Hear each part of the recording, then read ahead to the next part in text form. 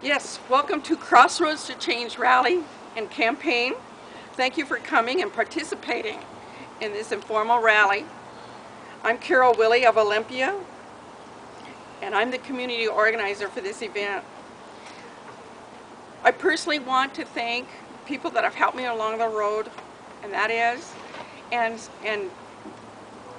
Sunrise. Can we start over? It's Ann Clifton. It's not written, but it's, I don't want Ann to Clifton. Yeah. Okay. Oh. Okay, can we start over? Go. Sorry about that. Okay. Welcome to the Crossroads to Change rally and campaign. Thank you for coming and participating in this informal rally. I'm Carol Willey, an Olympian community organizer for this event. And before we start, I want to thank some people that have helped me along the way, and that is Ann Clifton, Teresa's son, Teresa. Oh boy. Let's do that. Okay. Okay, keep going. You can cut it out. Okay. Teresa Holliday, Steve Pierce, Robert Whitaker, and James Godstein. So thank you all for coming. We are at a crossroads for change, for new beginnings with this rally. The focus of this rally will be probable cause hearings and due process violations and civil commitments in the mental health system. I want to briefly tell you about myself and explain the issues. I became a social justice and healthcare reformer 16 years ago when I was informed about basic human and civil rights violations. As a person with disabilities, my rights were violated, and 18 years ago, while living in Spokane, I entered a grief counseling over my hearing loss. I've been hearing impaired all my entire life. In 1990, when I could no longer use a payphone, I started the grief counseling.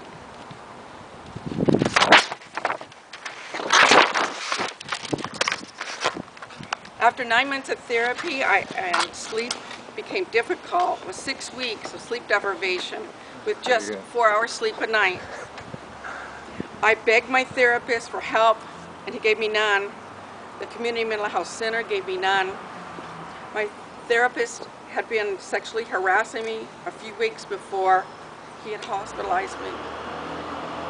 He abused his power, his authority, and he lied to have me hospitalized. His name is Dr. Andrew Halfie in Spokane. Little did he know that the hospitalization would change my life, my family, and created crossroads for change of my life.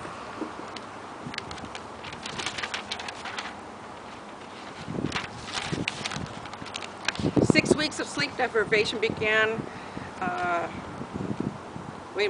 With 6 weeks of sleep deprivation, I began to have PTSD over childhood trauma and depression, and finally one suicidal thought that I did not act on.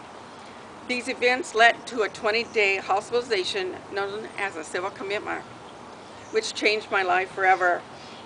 While in the hospital, I did not receive court papers for 4.5 days, and it's required within 12 hours. While trying to call my public defender, a female nurse stopped me and then initiated what ended up as a 10-hour seclusion. It was used against me at 2 hearings that I was not allowed to attend. During the nearly 3 weeks, I was not believed to be hearing impaired. My rights as a citizen were violated. I had heard while I was on the hospital of a female patient sexually abused by a doctor. And what happened to me, a male nurse sexually harassed me weeks after I was discharged by coming to my house with a dozen roses. He could have, he didn't.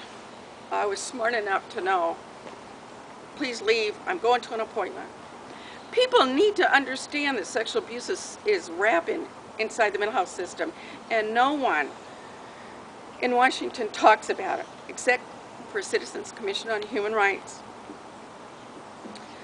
So we're here today to acknowledge and learn and give voice to these issues. This is an informal rally. It's an open mic forum, sadly without a mic. But I welcome individuals to share their stories, whether it's a mental health or co-occurring disorder. You are welcome to shed some light on these issues, and please be brief. We have an 11 o'clock appointment.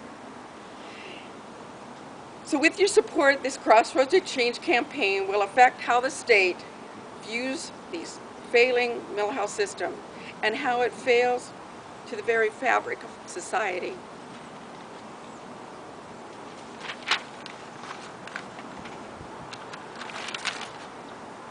After 16 years of this work and this issue with the state, we are at a crossroads for change.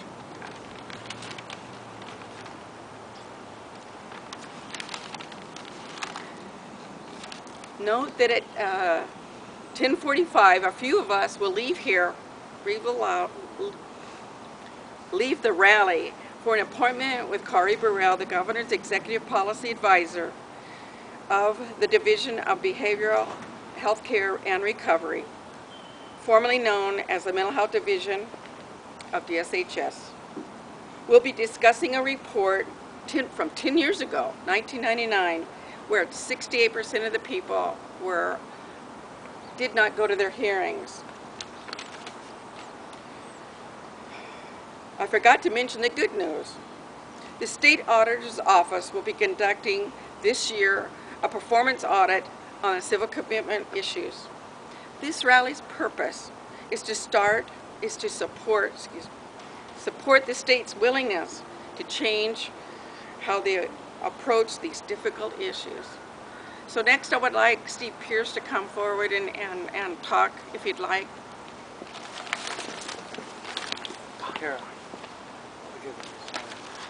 Hi, my name is Steve Pierce. I'm the Director of the Citizens Commission on Human Rights for Washington State, and we cover Alaska, Washington, and Montana. And what Carol's talking about is the fundamental violations of human rights that occur daily in the mental health system.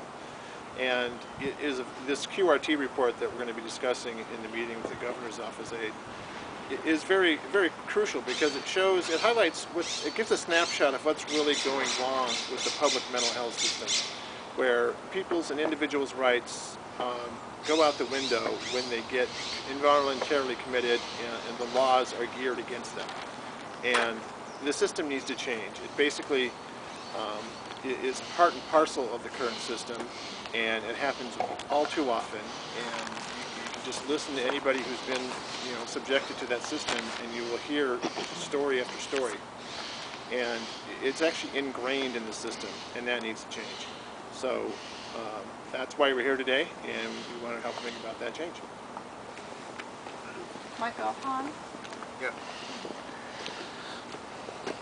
To be as succinct as possible, I would have to say I believe that the healing from anything that people might call mental illness is a human right, just like breaking a bone and having your bone heal is a human right. So too is overcoming perfectly normal human distresses, which, are categorized by certain labels, but nonetheless are human experiences that people have the right to overcome. And it seems to me that force in that kind of a situation is not indicated because it just causes additional trauma. So I think that human rights must be protected, simply stated. Yes, Jim Heinzman. Hi, my name is Jim Heitzman. I'm a former president of the National Alliance on Mental Illness Thurston Mason chapter, and I'm here as a spouse of a woman with a seizure disorder who periodically is taken to the hospital and is sometimes forced to do stuff that she really doesn't want to do. They've threatened to put her in restraints once, and so I'm just here as an interested citizen and a person who's an advocate for mental